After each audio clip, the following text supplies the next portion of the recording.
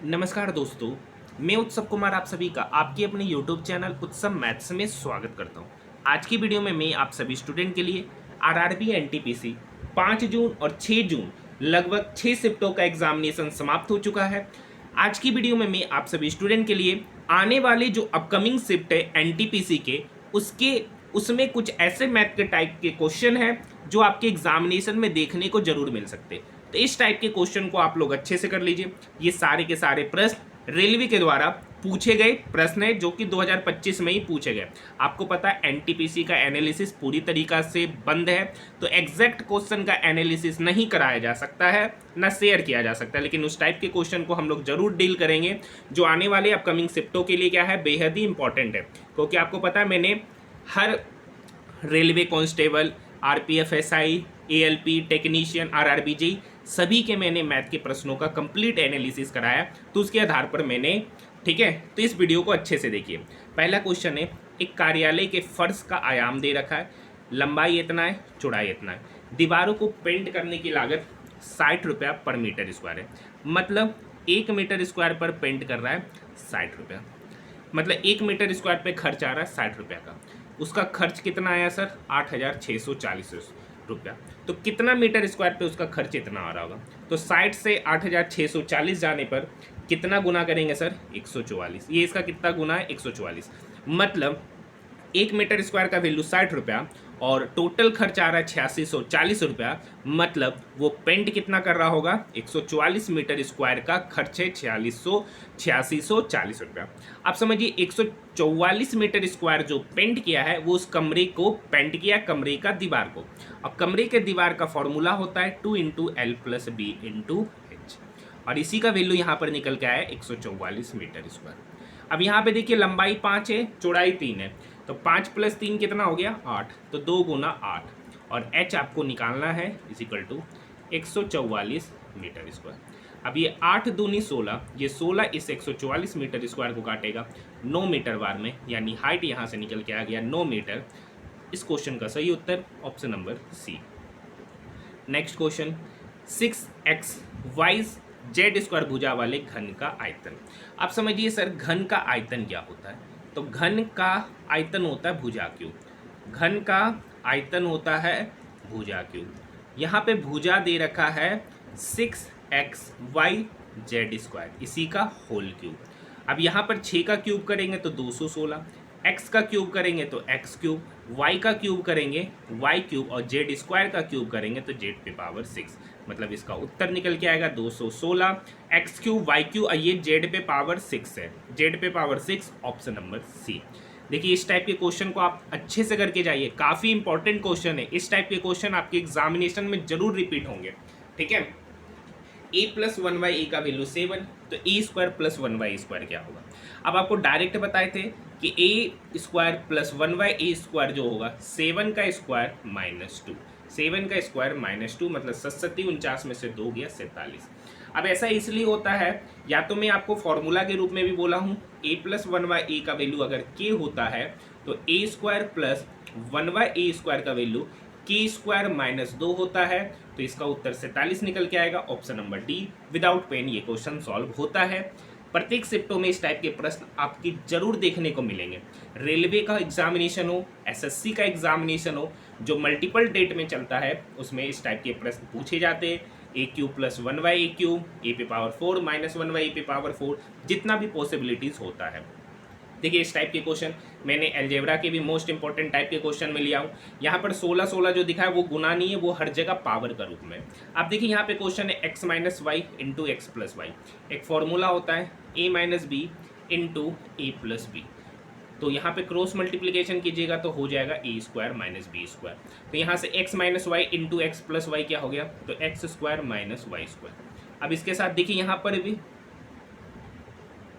X square plus Y square, और यहाँ पर है एक्स पे पावर 4 वाई पे पावर 4। टाइपिंग मिस्टेक है, ठीक है। X square plus Y square into X पे पावर 4 प्लस वाई पे पावर 4। अब देखिए फिर से A minus B into A plus B, वही A square A minus B into A plus B, A square minus B square. तो X square का square करेंगे एक्स पे पावर 4, वाई का स्क्वायर करेंगे तो वाई पे पावर 4 इंटू एक्स पे पावर 4 प्लस वाई पे पावर 4। सेम कहानी A plus B into A minus B, A square minus B square.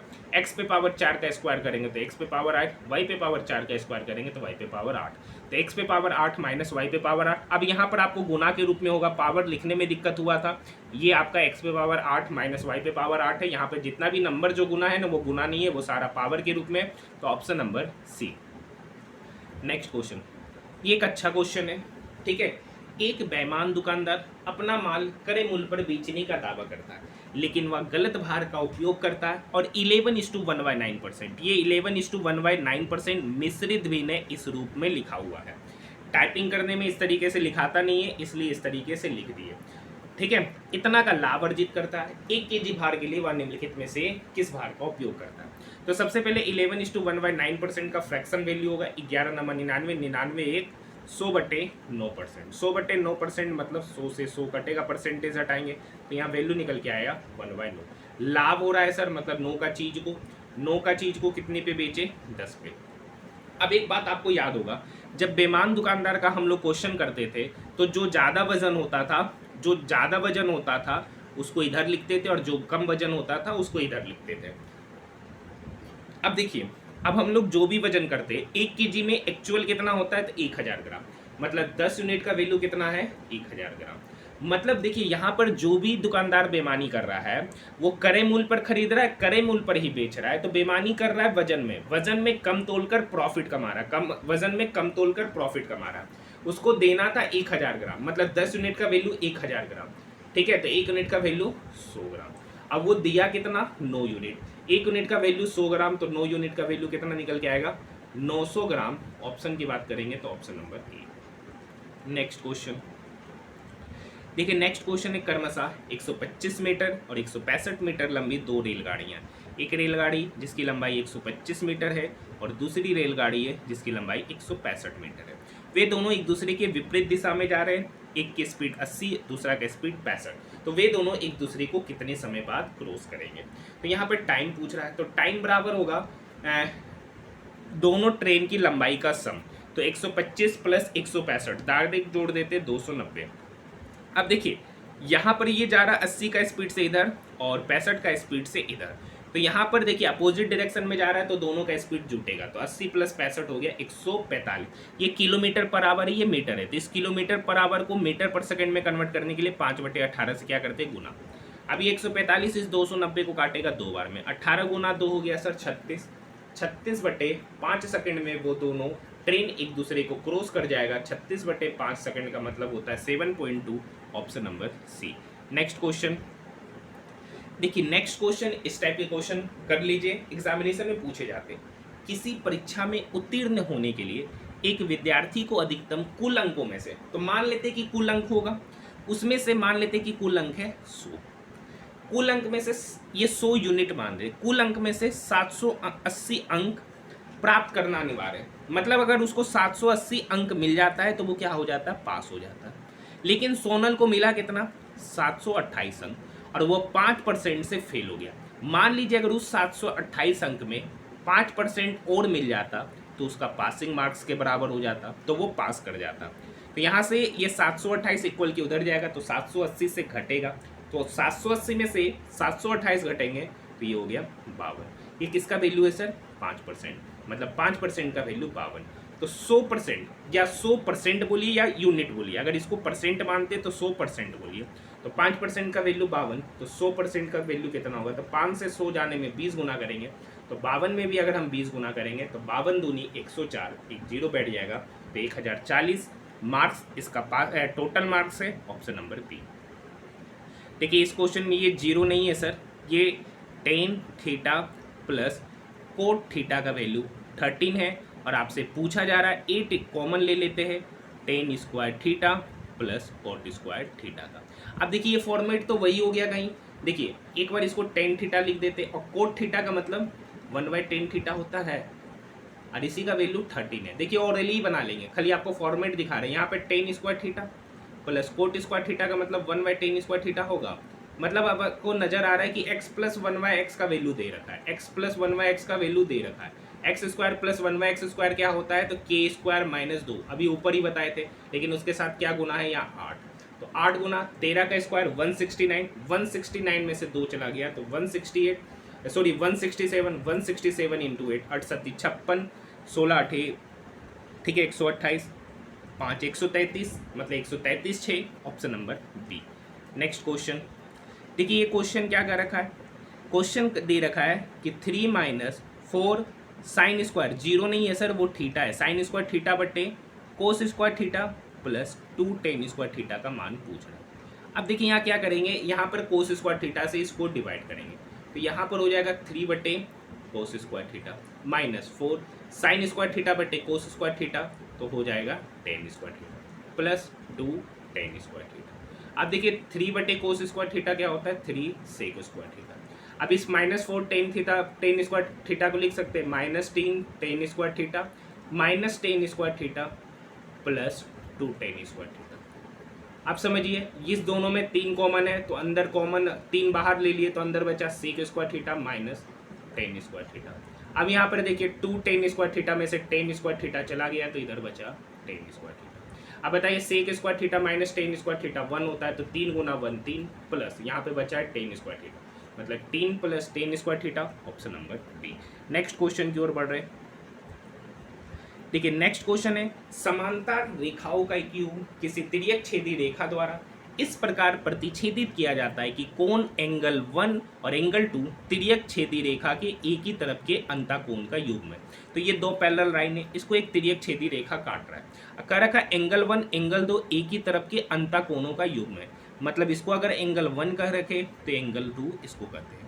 अब एंगल 1 का वैल्यू 125 है, मतलब ये एंगल 125 है, तो ये एंगल आपसे पूछ रहा है। तो आपको पता है एक ही ओर के दो अंतःकोणों का योग 180 होता है, एक ही ओर के दो अंतःकोणों का योग 180, मतलब एंगल 2 प्लस 125 डिग्री ये बराबर हो जाएगा 180 के।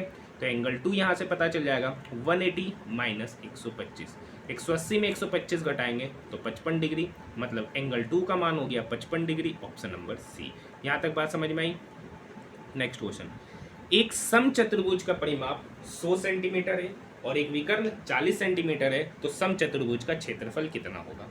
अब देखिए एक समचतुर्भुज है, तो समचतुर्भुज आपको पता ही है, समचतुर्भुज का फिगर ये होता है, ठीक है सर। और इसका अगर एरिया पूछेगा तो इसका एरिया होता है 1/2 into D1 into D2, D1 D2 इसका विकर्ण होता है। और साइड और विकर्ण में क्या रिलेशन होता है, तो 4 इंटू साइड स्क्वायर जो होता है वो बराबर होता है D1 square plus D2 square के। अब यहाँ देखिए परिमाप 100 है, समचतुर्भुज का सभी साइड आपस में बराबर होते हैं, यानी 4 इंटू साइड का ही वैल्यू 100 है, तो यहाँ से साइड पता चल गया 25, क्योंकि 4 100 को डिवाइड करेगा 25 बार में, तो यहाँ 4 25 का स्क्वायर करेंगे सर 625, D1 यहाँ पर 40 है तो 40 का स्क्वायर करेंगे तो 1600 प्लस D2 स्क्वायर, तो यहाँ से D2 स्क्वायर पता चलेगा 625 गुना 4 मतलब 2500, यहाँ पर इसका मतलब हो गया 2500, ये 1600 माइनस होगा तो 2500 में से 1600 गया तो 900, D2 स्क्वायर का वैल्यू 900, तो यहाँ से D2 का वैल्यू पता चल गया 30, D2 का वैल्यू पता चल गया 30। पूछ रहा है समचतुर्भुज का क्षेत्रफल, फॉर्मूला भी लिखे 1/2 into D1 into D2, 1/2 D1 यहाँ पर 40 है और D2 यहाँ पर 30 है, ये 2 इस 40 को काटेगा 20 बार में, 20 गुना 30 हो जाएगा sir 600 cm square, 600 cm square, option number C. Next question देखिए, नेक्स्ट क्वेश्चन है, यदि एक समबाहुभुज में 20 विकर्ण है तो उसके अंतःकोणों का योग। अब देखिए, अब समझिए अंतःकोणों का योग का फॉर्मूला होता है सर n-2 इंटू 180, जहाँ पर n क्या होता है, समबाहुभुज के साइड की संख्या, और विकर्ण का फॉर्मूला होता है n इंटू n-3/2, ये विकर्ण का फॉर्मूला होता है, और ये विकर्ण का ही वैल्यू यहाँ पर 20 दे रखा है, n into n n square, n into 3n तो -3n। अब ये 2 इस 20 की तरफ जाएगा, हाँ ये 2 इस 20 की तरफ जाएगा तो 40 हो जाएगा, n इंटू n-3/2, तो ये 2 20 की तरफ जाएगा 40, ये 40 इक्वल किधर आया तो -40 इज इक्वल टू 0। अब इसको फैक्टर के रूप में ब्रेक करना, n square minus 8n plus 5n minus 40 is equal to 0। दोनों में n कॉमन लेंगे तो अंदर होगा n-8, इस दोनों में 5 कॉमन लेंगे तो अंदर होगा n-8, तो यहाँ पे n का 2 वैल्यू निकलेगा, n बराबर +8 और n बराबर -5। अब -5 तो हो नहीं सकता क्योंकि भुजाओं की संख्या कभी भी नेगेटिव में होगा नहीं, तो होगा क्या n बराबर 8। तो तो मतलब एक बहुभुज जिसमें 20 विकर्ण है, मतलब उसमें साइड के को होगा 8 हो गया, मतलब अष्टभुज। अब उस अष्टभुज के अंतःकोणों का योग, मतलब ये फॉर्मूला लगाएंगे तो 8 - 2 गुना 180। 8 में से 2 गया सर 6, 6 गुना 180, तो 18 छक 108, 1080। ऑप्शन नंबर ए इसका सही उत्तर होगा। नेक्स्ट क्वेश्चन है, पी क्यू आर एस एक समलम चतुर्भुज है, कर रखा है पी क्यू आर एस। पढ़ लीजिए क्वेश्चन को, तब तक हम फिगर बना लेते हैं। ठीक है, कर रखा है पी क्यू आर एस एक समलम चतुर्भुज है, पी क्यू आर एस, जहां पे Q R P S parallel है, मतलब ये क्यू आर और ये पी एस पैरेलल है। Angle P Q R, angle P Q R मतलब ये दे रखा है 96 डिग्री, ठीक है। और angle Q P R, angle Q P R मतलब ये एंगल दे रखा है 34 डिग्री, ये एंगल दे रखा है 34 डिग्री। एक चीज़ और देखिए, एक चीज़ और दे रखा है डाटा में कि पी आर और आर एस बराबर है। पी आर कौन है सर? पी आर हो गया ये, और आर एस हो गया ये, मतलब ये और ये बराबर है। अब समझिए, ट्रायंगल पी क्यू आर में ये 96 है, ये 34 है, तो ट्रायंगल के तीनों कोनों का सम होता है 180। ट्रायंगल के तीनों कोनों का सम होता है 180। ये 96, ये 34, तो इसको कितना होना पड़ेगा? 96 34, 96 100 130, तो इसको होना पड़ेगा 50। अब समझिए ये 50 हो गया। अब एक बात आपको पता होगा, ये लाइन और ये लाइन क्या है? पैरेलल। ये लाइन पैरेलल है, ये ट्रांसवर्सल लाइन है, ये 50 है तो ये भी 50 होगा एकांतर कोण से, मतलब ये 50 है तो ये एंगल क्या हो गया? 50। तो ये भी पता चल गया 50। आपसे पूछ रहा है पी आर एस मतलब ये एंगल आपसे पूछा जा रहा है। अब देखिए ये साइड और ये साइड क्या है? बराबर। ये साइड बराबर है, आइसोसेलेस ट्रायंगल होता है, तो आइसोसेलेस ट्रायंगल में जो साइड बराबर होते हैं उसके अपोजिट एंगल भी बराबर होते हैं। तो इसके सामने का एंगल है ये और इसके सामने का एंगल है ये, तो अगर ये 50 होगा तो ये भी कितना होगा? 50। अब ये 50 तो ये कितना होगा सर? ट्रायंगल के तीनों कोनों का सम 180, तो ये 50 प्लस 50 100, तो 180 में से 100 गया तो ये एंगल पता चल गया 80 डिग्री। Option number A. किसको किसको समझ में आया? कमेंट सेक्शन में कमेंट जरूर कीजिएगा। ठीक है, नहीं समझ में आया तो एक बार रिवाइंड करके देख सकते हैं। नेक्स्ट क्वेश्चन है, एक शिक्षक की वर्तमान आयु उसके 2 छात्रों की वर्तमान आयु के योग का। देखिए यहाँ पर फिर वही है, मिश्रित भिन्न है, लिखने में दिक्कत होता है, इसलिए 1:1/2 गुना है। 1:1/2 मतलब 3/2। मतलब कह रखा है कि टीचर की जो आयु है ना, 2 स्टूडेंट की आयु के सम का 3/2 है। तो मान लेते हैं कि यहाँ से टीचर की आयु 3x है और दोनों स्टूडेंट की आयु का सम 2x है। अब कह रखा है 6 वर्ष बाद उनकी आयु से दोनों छात्रों की आयु के योग का अनुपात। तो 6 वर्ष बाद टीचर की आयु क्या होगी? 3x + 6। लेकिन 6 वर्ष बाद दोनों छात्रों की आयु का सम क्या होगा? तो पहले दोनों छात्रों की आयु का सम है 2x। अब देखिए एक बच्चा का आयु 6 वर्ष बढ़ा, दूसरा बच्चा का भी आयु 6 वर्ष बाद 6 वर्ष बढ़ेगा, मतलब टोटल कितना बढ़ेगा उस 2x में? तो 12 वर्ष। तो = 6/5। क्रॉस मल्टीप्लिकेशन, ये 5 3x के साथ तो 15x, ये 6 इस 5 के साथ तो 6 पंचे 30 बराबर 2x + 12 6 के साथ तो 6 दूनी 12x + 12 छक 72। ये 12x 15x की तरफ जाएगा तो माइनस में होगा, तो 15x - 12x 3x बराबर ये 30 इस 72 की तरफ गया तो 42, तो 3x बराबर 42, तो यहाँ से x बराबर निकल के आ गया 14 वर्ष। पूछ किसके बारे में रहा है? शिक्षक की वर्तमान आयु। तो शिक्षक की वर्तमान आयु कितना माने? 3x। x का वैल्यू 14, तो 3x का वैल्यू हो जाएगा सर 14 × 3 मतलब 42 वर्ष। ऑप्शन नंबर ए इसका सही उत्तर। नेक्स्ट क्वेश्चन की ओर बढ़ रहे हैं। आपको हमारा क्लास कैसा लगा, ये वीडियो कैसा लगा, कमेंट सेक्शन में कमेंट जरूर कीजिएगा। और इस वीडियो को अच्छे से देखिए सब कुछ नहीं कहा जा सकता, आपको पता है एनालिसिस बैन है, लेकिन इस टाइप के क्वेश्चन अच्छे से करके जाइए, काफ़ी फायदा मिलेगा। ये बात आप समझ सकते हैं, सब कुछ बताने की आवश्यकता नहीं होती है, कुछ इशारों में समझ जाना चाहिए। 2 क्रमिक छूट मिलने के बाद 150 रुपये के अंकित मूल्य वाली 61 105 रुपये पर उपलब्ध है। दूसरी छूट 12.5 है। देखिए 150 रुपया है, उस पर पहला छूट दिया तो D% का दिया, तो बेचे कितना पे? 100 - D/100। दूसरा पे 12.5%। अब इसको फ्रैक्शन पार्ट है, तो 12.5% का फ्रैक्शन पार्ट 1/8। 1/8 का मतलब 1/8 कहने का मतलब 8 पर 1 का छूट दिया, तो बेचे कितना पे? 7/8 पर। और एक्चुअली में यहाँ पर बेच रहे हैं 105 रुपये पे। अब देखिए काटेंगे, ये 50 से 3 बार में, ये 50 से 2 बार में, ये 7 या 21 इस 105 को 5 बार में, तो यहाँ पर हो गया 100 - D, और नीचे हो गया 8 दूनी 16, 5 की तरफ जाएगा तो 16 × 5 = 80, तो 100 माइनस डी का वैल्यू 80, तो यहाँ से डी बराबर निकल के आएगा 100 माइनस 80, डेट मीन्स 20% इसका पहला छूट होगा, option number A. Next question की ओर बढ़ रहे हैं। नेक्स्ट क्वेश्चन है, इसको आप 3 स्टार मान सकते हैं, अच्छा क्वेश्चन है, अच्छे से देख के जाइए। ये क्वेश्चन आपके एग्जामिनेशन में किसी ना किसी शिफ्टों में डेफिनेटली पूछा जाएगा। देखिए कह रखा चीनी का मूल्य में 6.25% का कमी किया। आप समझते हैं 6.25% का फ्रैक्शन वैल्यू कितना होता है, तो डेसिमल हटाएंगे तो नीचे 100 आएगा, और परसेंटेज हटाएंगे तो भी नीचे 100 आएगा।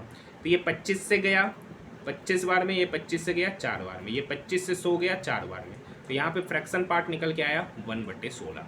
अब देखिए चीनी के मूल्य में 6.25% का कमी किया, मतलब पहले ओरिजिनल चीनी का प्राइस था 16, अब उसमें 1 का कमी किया, मतलब पहले चीनी का प्राइस था 16 रुपया पर केजी, अब चीनी का प्राइस हो गया 15। चूँकि ये यूनिट में है, सिर्फ समझाने के लिए बोले, पहले 16 रुपया पर केजी था और अब है 15 रुपया पर केजी।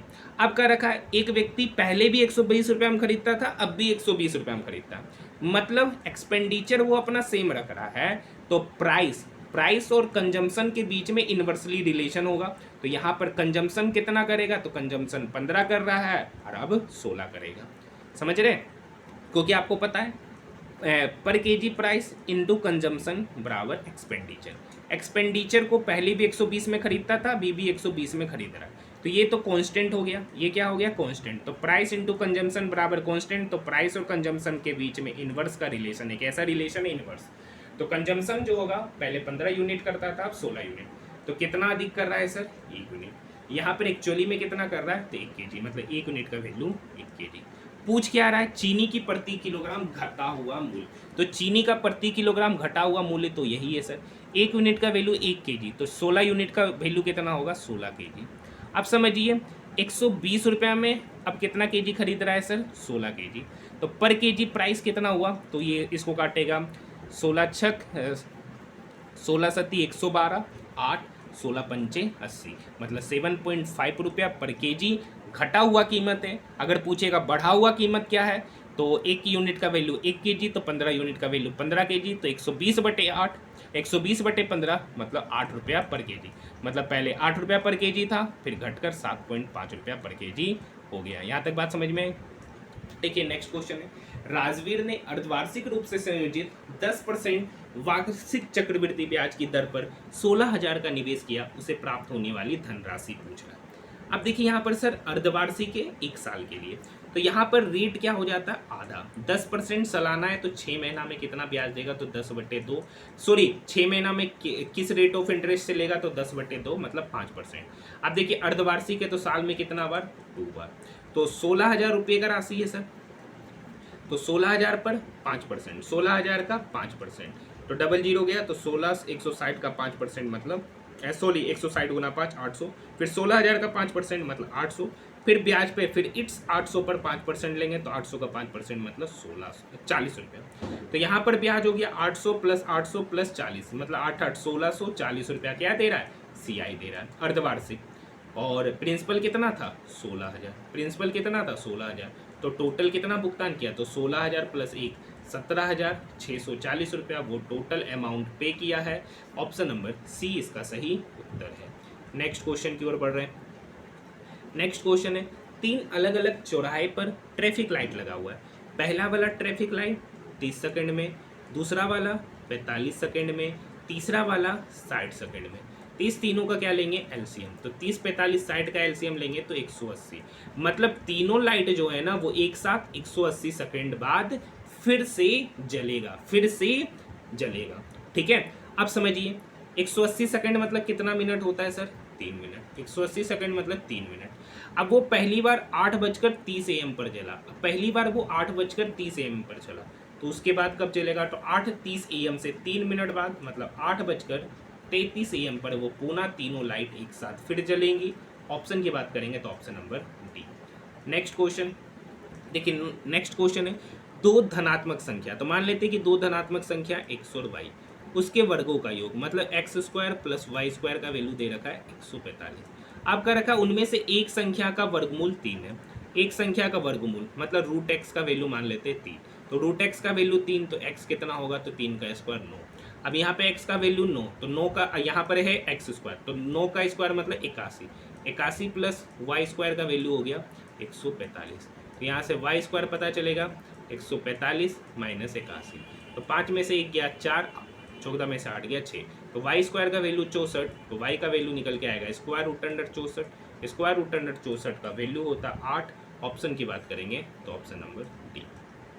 नेक्स्ट क्वेश्चन है प्रथम 50 प्राकृतिक संख्याओं का औसत। इसको समझने से पहले एक चीज समझिए, 1 plus 2 plus 3 plus 4 plus dot dot dot plus n।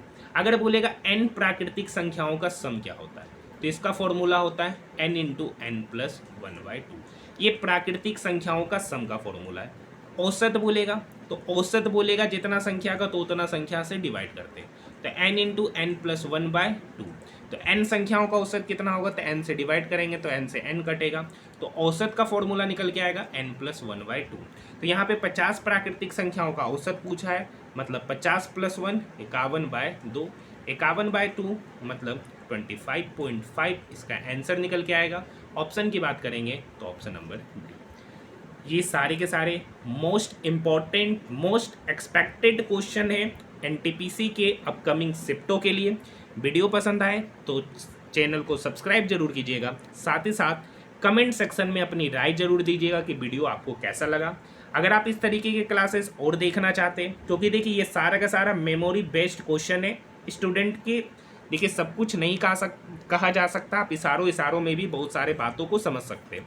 मिलते हैं हम लोग नेक्स्ट वीडियो में।